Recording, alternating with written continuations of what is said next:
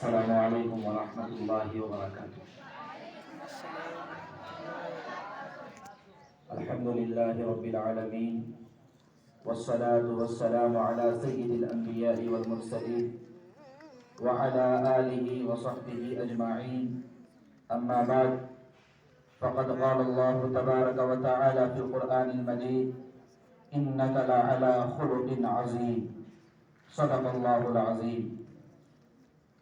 تمام تعریفیں اس رب ذوالجلال کے لیے ہیں جو بڑا ہی مہربان نہایت رحم والا مالک ہے۔ درود و سلام کا نذرانہ ہو سرکار دو عالم جناب محمد رسول اللہ صلی اللہ علیہ وسلم پر، جن کے صدقے سے اللہ نے ہم سب کو ایمان کی دولت سے سرفراز فرمایا ہے۔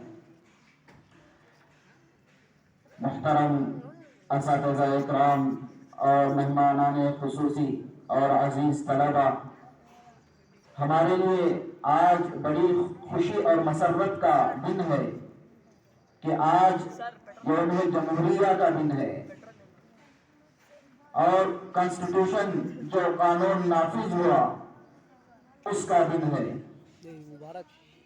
یہ دن ہم خوشی کا اظہار اس لیے کرتے ہیں کہ یہ ایک وقت ایسا تھا کہ ہندوستان کے اندر انگریزوں نے حکمرانی کرتے تھے اور مسلمانوں کو اور ہندوستان کے ایک ایک فرد کو مشکلوں کا سامنا کرنا پڑتا تھا، تکلیفوں کا سامنا کرنا پڑتا تھا، دشواریوں کا سامنا کرنا پڑتا تھا، لیکن اللہ کے فضل سے، اللہ کے کرم سے اللہ نے ہندوستان کو انگریزوں کے جال سے اور انگریزوں کے ہاتھوں سے نکال کر ایک جمہوری ملک بنایا۔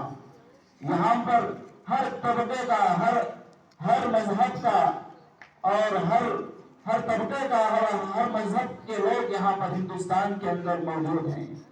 یہاں پر مسلمان بھی ہیں، یہاں پر کرسچنز بھی ہیں، یہاں پر ہندو بھی ہیں، یہاں پر عیسائی بھی ہیں، لیکن اللہ نے اس ملک کے اندر ایک ایسی خوبصورتی بنائی کہ یہاں پر ہر مذہب کے تو لوگ رہتے ہیں، لیکن سب یہ ایک دوسرے کے ساتھ بھائی بن کر رہتے ہیں، یہ ایک دوسرے کے مذہب کو ریسپیکٹ کرتے ہیں، یہ ایک دوسرے کے مذہب کے بارے میں خلاف ورزی نہیں کرتے۔ یہ ہندوستان کی ایک شان ہے۔ یہ انگریزوں کے جال سے نکالنے کی جو کوشش ہوئی، یہ مسلمانوں نے بڑے علماء اکرام کے ذریعے سے ہوئی۔ ہمارے علماء نے اس ہندوستان کی آزادی کے لیے اپنے خون کو پانی کی طرح بہا دیا۔ جیسا کہ ایک شعر ہے، جب گلستان کو جب ضرورت پڑی تو سب سے پہلے ہماری ہی گردن کٹی۔ اب کہتے ہیں کہ اہل چمن، یہ چمن ہمارا ہے تمہارا نہیں۔ تو ہندوستان کی آزادی کے لیے ہمارے علماء نے اپنے خون کو بہایا ہے۔ حضرت مولانا ابوالکلام آزاد رحمت اللہ علیہ اس ہندوستان کی آزادی کے لیے بہت ساری کوششیں کی۔ حضرت مولانا محمود حسن رحمت اللہ علیہ مالٹا کے جیل کو گئے اور وہاں پر کئی برسوں جیل کے سلاخوں کے پیچھے رہ کر ہندوستان کی آزادی کے لیے اپنا جان مال وقت لگایا۔ اشفاق اللہ نے اس ہندوستان کی آزادی کے لیے اپنے وقت کو لگایا، اپنے جان کو لگایا۔ عبدالحمید نے اس ہندوستان کی آزادی کے لیے اپنے وقت کو اور اپنے جان کو قربان کیا۔ گاندھی جی نے بھی اس ہندوستان کی آزادی کے لیے بڑا رول ادا کیا، اور ڈاکٹر امبیڈکر جو کانسٹیٹیوشن بنائے اور اس میں سب سے بڑا رول تھا، انہوں نے اس ہندوستان کی آزادی کے لیے ہمیشہ جمہوریت کے لیے ہر طبقے کے اور ہر لوگوں کے مذاہب کو ریسپیکٹ کرنے کے لیے انہوں نے بڑی کاوشیں کی۔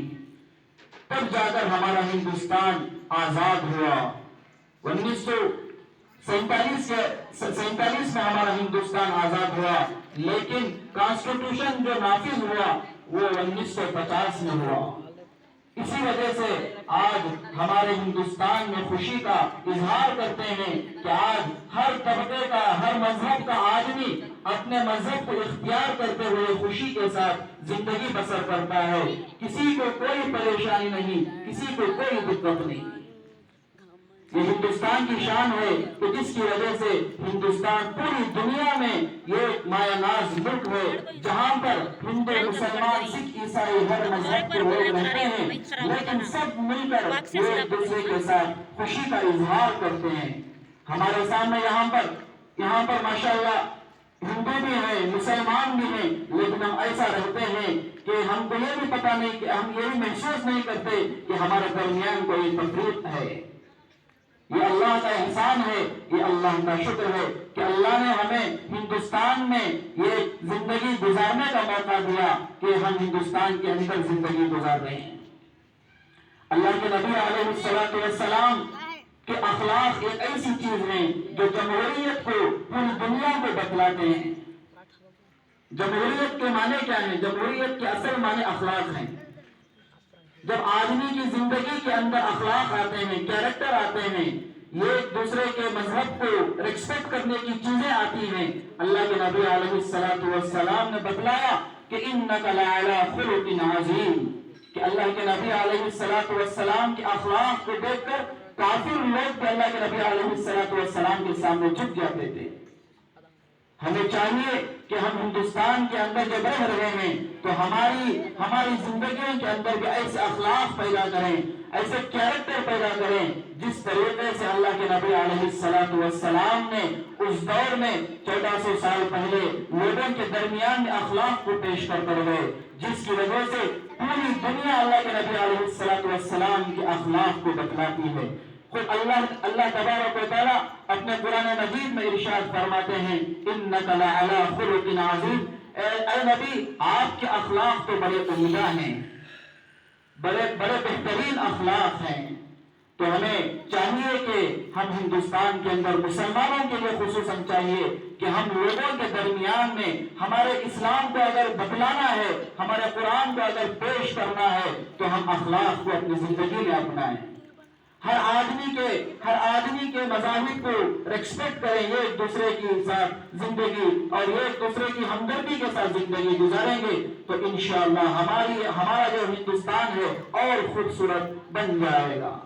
اللہ تعالیٰ سے دعا ہے، اللہ تعالیٰ آج کے دن جو ہمارے لیے یوم جمہوریت کا دن ہے ہم سب کے لیے مبارک فرمائے. اللہ تعالیٰ سے دعا ہے کہ ہمارے ہندوستان کے اندر اور امن اور سلامتی کے فیصلے فرمائے اور ہم سب کو یہ ایک دوسرے کے ساتھ مل جل کر رہنے کی توفیق عنایت فرمائے. بس انہی چند کلمات پر میں اپنی بات کو ختم کرتا ہوں. وآخر دعوانا الحمد للہ رب العالمین.